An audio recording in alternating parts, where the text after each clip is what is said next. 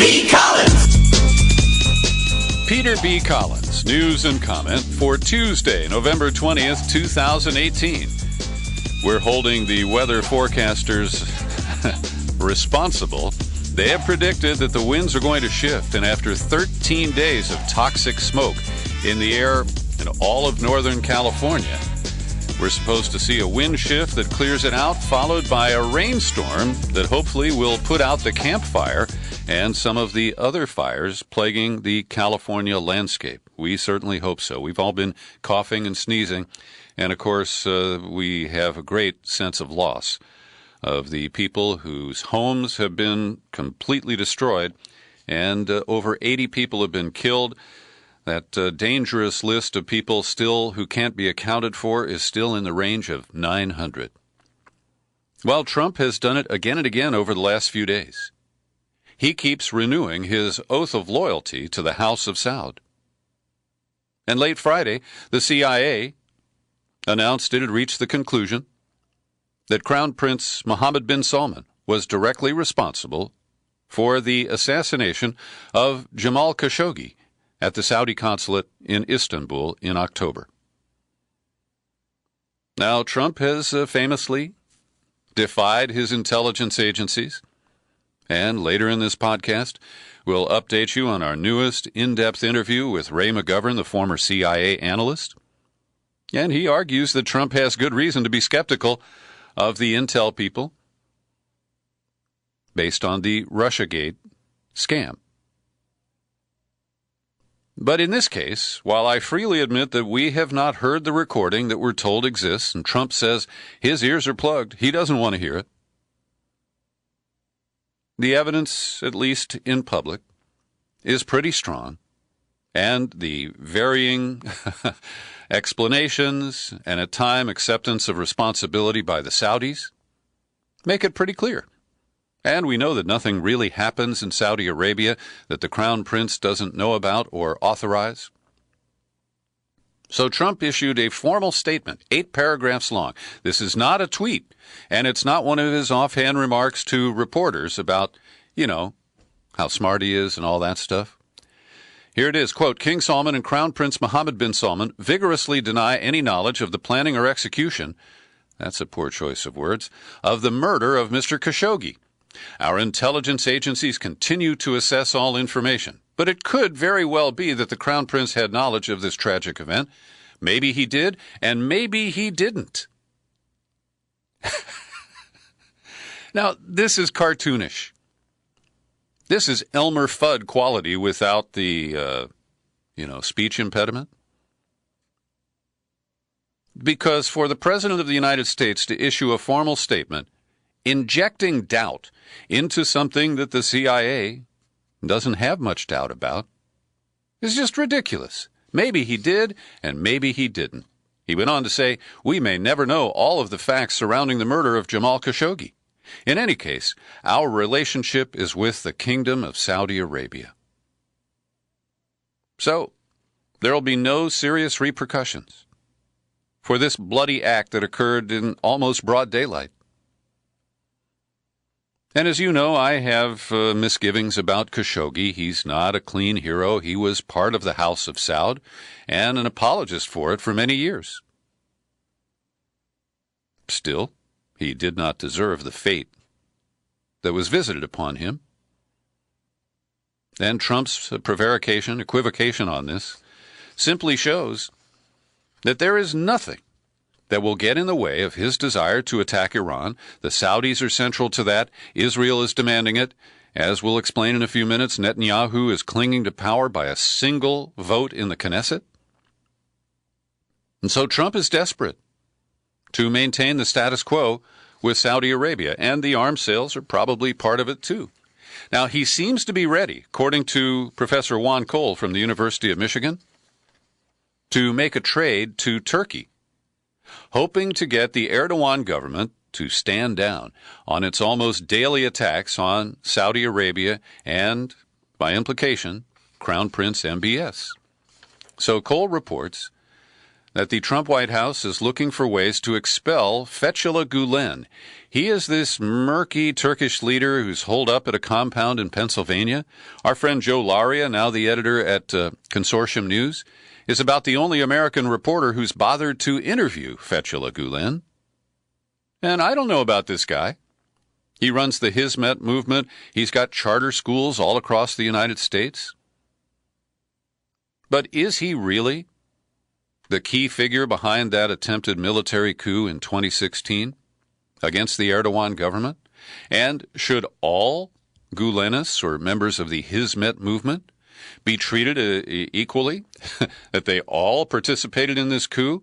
50,000 estimated behind bars, another 100,000 who lost their jobs, all blamed for some connection to Gulen? Now, this guy is a green card holder. Many people believe he is a CIA asset of some sort. And the Obama administration told Erdogan to go to the Justice Department, file some extradition papers, and wait. And they've been waiting. And over this time, the U.S. government has denied, or at least failed to approve, the extradition of Gulen back to Turkey. And I do think that Trump doesn't give two shits about Gulen and would be happy to use him as a chip to buy silence from Turkey. Meanwhile, the Crown Prince war in Yemen may take a new turn. The Shiite rebels, the Houthis, issued a statement that they are going to unilaterally halt rocket fire into Saudi Arabia. And then they said that they had fired a ballistic missile into Saudi overnight in response to an attempted border incursion. But rebel leader Mohammed Ali al-Houthi said, "We are ready to freeze and stop military operations on all fronts in order to achieve peace." He mentioned the rockets specifically as part of a longer statement in which he blamed the U.S. for being the main driver behind the aggression in Yemen. And things are extremely dire. Millions of people are on the verge of starvation, and the battle has been centered on the port city of Hodeidah, which is where any relief from famine would begin, with shipments entering the port. So I'm guardedly hoping that we could see, hopefully, a break, if not an end, to this gruesome war in Yemen. Back here in the United States, Trump, of course, issued that order that those who seek asylum in the United States must enter through a formal point of entry. That if you swim the Rio Grande or jump the fence or come through the desert in Arizona, you are disqualified from seeking asylum. But Judge John Tigger here in San Francisco, federal court judge, issued a ruling, and he does put a halt to this action. And he has very strong language, and I want you to pay attention because there are two things that he's saying. One is that the attempted ban, which was delivered in a presidential proclamation that explicitly invokes the migrants and claims a border crisis, is pernicious on its face because applying for asylum in the United States, no matter how you enter or where, is legal. The law explicitly says aliens can apply for asylum whether or not they entered at a designated port of arrival. Now, the judge says, and this is the part that's a little scary, that Trump's proclamation and the interim rule that went with it actually claimed for Trump the authority to shut down the southern border to any and all asylum seeking. The judge writes, the rule itself actually gives the president the ability to issue even more restrictive proclamations. The rule gives the president plenary authority to halt asylum claims entirely along the southern border. But will he do that? And has the judge tried to tee this up with an inescapable Supreme Court decision by essentially tweaking the court and saying, in the travel ban decision, when you said that the president does have the authority to pluck certain people and say, you can't come into this country, would they expand that to a sweeping ban on asylum? And one expert on immigration said this latest ruling reaffirms that the asylum law's text and structure prevent the president from asserting such boundless power. But the Supreme Court read the president's power broadly in the travel ban case. The asylum ban case will show if the Supreme Court regards the statute's text and structure as imposing any substantial limits on presidential power. And given that Brett Kavanaugh is now on the court, I fear that this could lead to a more expansive ruling. Time will tell. Well, it only took a few minutes yesterday after the White House confirmed that an investigation by the Ethics Office showed that Ivanka Trump had used her personal email for government business hundreds of times. And the chant that I heard all over Facebook was from aggrieved Hillary Clinton supporters saying, "Lock her up." Now, at this point, I can't create a clear equivalency. Ivanka Trump didn't have a private server in the bathroom of her Chappaqua home, but she apparently used Gmail or whatever she uses in ways that clearly break the rules. And Richard Blumenthal, senator from Connecticut, called for an investigation of Ivanka's email use either by the Office of Governmental Ethics or Congress. There's no way that she had no knowledge of the rules. But really, said Blumenthal, there's a larger story here, which is the mixing of public and private. As with her clothing brand and her public position, the blending and mixing of emails on her private account or public account. And it raises the issue of whether there's been anything improper. And a Clinton campaign staffer, one of the top people, Philippe Reines, tweeted, "John Kelly, the White House chief of staff, must be compelled to explain to Congress why Ivanka and Jared's security clearances were granted on a permanent basis despite their email practices being known at that time to the White House as running afoul of security requirements." And, of course, this isn't the first time that the Trump family has, just blatantly violated rules of this sort.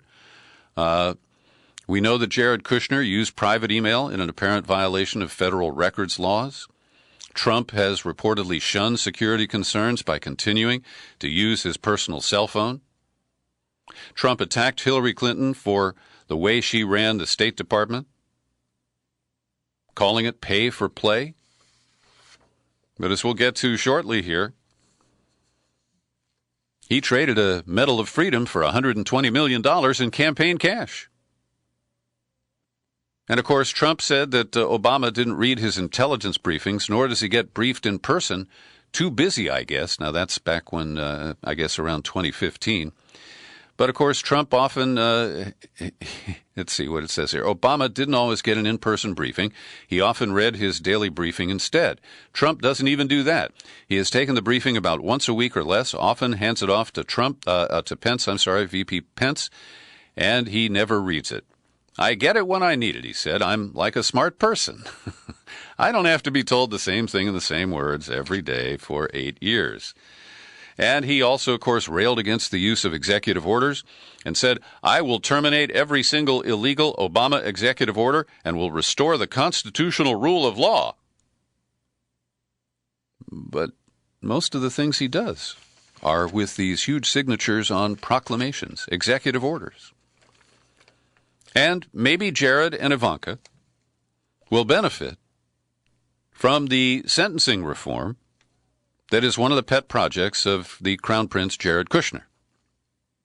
And the New York Times really puts it into context in a report over the weekend, because Jessica Sloan, who has partnered with Van Jones in an organization called Cut 50, they originally were advocating for sentencing reform that would reduce the federal prison population by half. And the estimate today is that less than 4% of the federal inmate population would get some benefit, not necessarily a release, from this package. For example, they're going to increase good time, or credit off your sentence for good behavior, by 1 week a year, from 47 to 54 days. And it is important that they are ending the disparity in sentencing over crack cocaine compared to powder cocaine, the Joe Biden legacy. But that will only affect 2,500 to 3,000 people. Obama addressed many of those cases while he was president with a round of clemency. So I'll take any relief for federal prisoners, but this is, any way you carve it up, not a major change, and not nearly what the people who brought it forward were hoping for. Supreme Court has agreed to hear the case arising from the insertion by the Trump administration and Commerce Secretary Wilbur Ross of a question in the 2020 sentence about your citizenship. And it's very clear that if this happens, undocumented people will avoid participating in the census, and that will lead to lower numbers that affect the sharing of federal dollars, the allocation of congressional seats, and many other issues that flow from the federal census. And if I had to guess, I think the Supreme Court will probably ultimately allow the question, because historically it was on the census, I believe, up until the 1940s, or for some period of time leading up to that period. So we will see how this plays out. And I'm glad Friday the Supreme Court agreed to hear arguments over whether Wilbur Ross and others can be compelled to explain why they put it on the census. Their excuse is, it's for the Voting Rights Act. We want to make sure that we're properly, reflecting the rights of people to vote. My bullshit detector goes off when I hear that, and you can just imagine. Robert Reich, the former labor secretary in the first Clinton administration, and a guy who writes widely and well. His latest piece at The Guardian says, break up Facebook, and while we're at it, Google, Apple, and Amazon.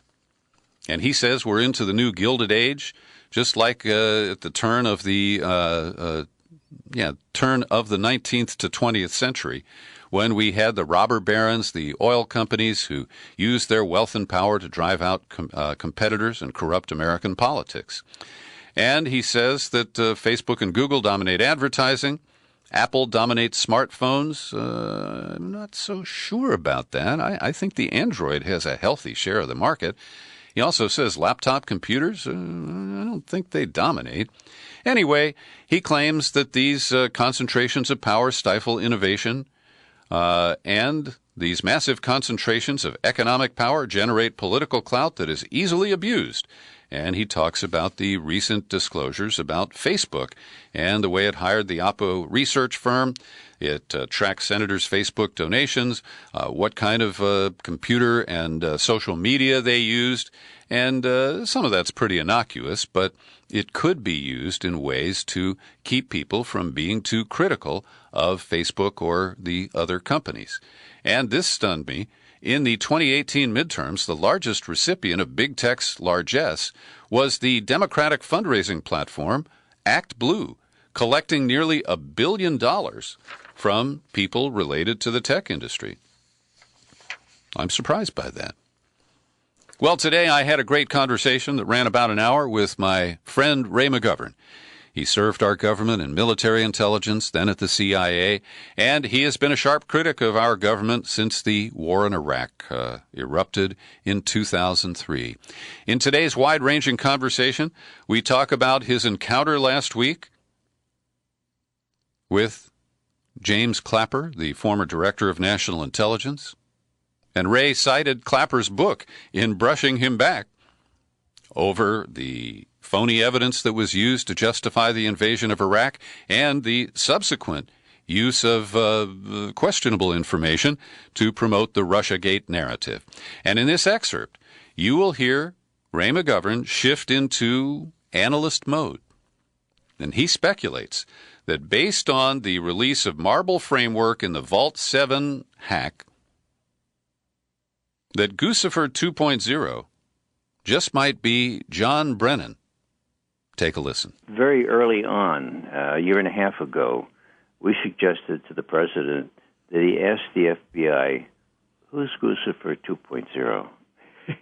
Now, we use non-sexist language applied to Lucifer 2.0. So he, she, or it is not only shadowy, not only demonstrably bogus, but Bill Binney and I think we know who it is actually. Really? Yeah. Now, I want to say, first off, this is not forensics. This is the kind of intelligence analysis that I did, connecting dots and so forth, you know. And there is a revelation by WikiLeaks, again, documentary stuff from the CIA, which reveals cyber tools, one of which was used in 2016, and it's called Marble Framework. Now, what does that tool allow the CIA to do? Well, to hack into a server or a computer, disguise who hacked in, and leave telltale signs like, maybe Cyrillic, a Russian language, and others to attribute the hack to somebody else. Now, and who's that guy? Dzerzhinsky was the founder of the KGB, and his name was left behind somewhere? Yeah, inadvertently, they left behind Felix Yamunovich, the first name and patronymic of Dzerzhinsky, the first head of the KGB. So whoever did this, they're saying the GRU, give me a break. GRU, I know that this is the Russian military intelligence agency. They're real pros. They're not going to leave Cyrillic behind. So we know who can do that. We know that it was used in 2016. We also know that as soon as that report came out, the New York Times, Washington Post, and the Wall Street Journal would say, do not report that. Do not let that in your paper. And indeed, the New York Times has kept it completely out of what this Marble Framework cyber tool can do. So our guess, and this is guesswork now, it's very different from all the other forensics and physics-based analysis that my friends in NSA do, or former NSA technical directors, and there are two of them in our group. It's connecting other dots. And when you have Vault 7 Marble Framework hanging out there with this capability, it's not a leap of imagination to say, maybe Lucifer 2.0 is John Brennan. Somebody ought to ask him. I invite you to listen to my full interview with Ray McGovern. It's available for subscribers today at iTunes, TuneIn, Spreaker, Stitcher, and, of course, at peterbcollins.com. And it's all made possible by listeners like you who support me with your monthly contributions. People like Suzanne Bowen, Auntie Lundberg, Aidan McAleer, and Peter Sarkisian. I appreciate each one of you. Peter signed up for an annual subscription. I better get that bonus CD off to him. The bonus CD you get for a new annual subscription with a continental U.S. mailing address is John Dist's new release called American University, focused on JFK and his assassination. It's quite a powerful piece. I'd love to send it to you. All you got to do is sign up for a new annual subscription at peterbcollins.com. Just head on over to the website, click menu, then click on Become a Subscriber. You'll be on the sign-up page before you know it, and it's as easy as PIE. Well, Chuck Schumer is joining the three senators in a challenge on the interim appointment of Matthew Whitaker as acting attorney general. And Schumer's taking a different angle. He is asking the Inspector General of Justice to open a formal investigation into whether there's been any unlawful or improper communications between Whitaker and the White House, either when he was chief of staff to Jeff Sessions or when he got moved up to acting attorney general a couple of weeks ago. And this is important because Trump did start to tweet again against Mueller, and it appears he had some updated information about mayhem and yelling and witnesses being threatened by the Mueller investigators. So I think this is a reasonable effort on Schumer's part. I'd like to see him go full-throated, though, and push to block the the installation of Whitaker as the acting attorney general. In Israel, Benjamin Netanyahu is holding on by his fingernails. He's being investigated for corruption. He has been blasted for the botched undercover Israeli raid into Gaza last week that led to the most violent fighting between Israel and Gaza militants since the war in 2014. And he got a reprieve. He named himself as the defense minister, and then the education minister, Naftali Bennett, who holds the keys to the coalition because he can pull out and cause the Netanyahu government to collapse. He's only got a margin of 1 seat in the Knesset. And so Bennett, these are choice words. I tell the Prime Minister, we are withdrawing right now all of our political demands and will stand to help you in this great mission of getting Israel to win again. If the government would really start leading toward the right path, acting like a real right-wing government, it's worth trying. So Bennett is saying that Netanyahu has not been brutal enough to the Palestinians. He has not extracted the disproportionate punishment that Israel often visits on the people who are penned in the open-air prison called Gaza. Also, Trump has established that you can get yourself a Medal of Freedom for just $120 million. Last week, he honored Orrin Hatch, the retiring senator from Utah, Roger Staubach, former Dallas Cowboys quarterback, Elvis Presley, Antonin Scalia, and Miriam Adelson, because her husband, Shelley, has kicked in $120 million. Trump rewarded that by moving the American embassy to Jerusalem.